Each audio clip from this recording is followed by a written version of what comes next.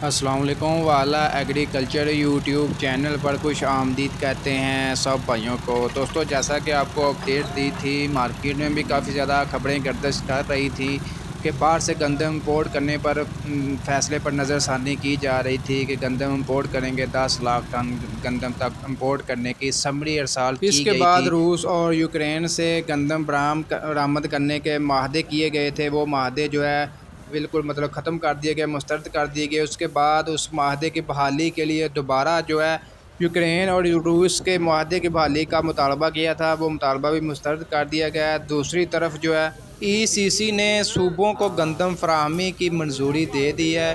ای سی سی نے 50% جو ہے مقامی منڈیوں سے 50% درآمد شدہ اسٹاک کی اجازت دے دی۔ اقتصادی رابطہ کمیٹی نے صوبوں کو گندم کی فراہمی کی منظوری دے دی۔ ای سی سی کا اجلاس وزیر خزانہ اسحاق ڈار کی زیر صدارت ہوا، جس میں وزارت قومی غذائی تحفظ اور تحقیق نے 2023-24 کے لیے وصول کنندہ ایجنسیوں، صوبوں اور علاقوں کے درمیان پاسکو کی گندم مختص کرنے کے لیے سمری پیش کی اور بتایا کہ وصول کنندہ ایجنسیوں نے سال 2023-24 کے لیے 24,88,000 میٹرک ٹن گندم کا مطالبہ کیا ہے۔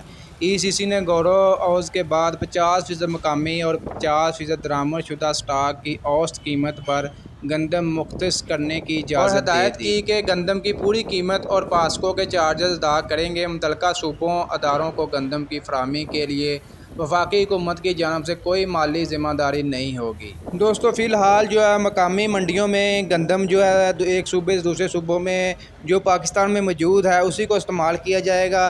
درآمد جو ہے ہم کہتے ہیں کہ باہر سے برآمد کرنے کی گندم فی الحال اس خبر پر وہ فیصلے بھی مسترد کیے گئے ہیں۔ فی الحال آنے والے کچھ مہینوں میں ہو سکتا ہے دوبارہ معاہدے ہو جائیں۔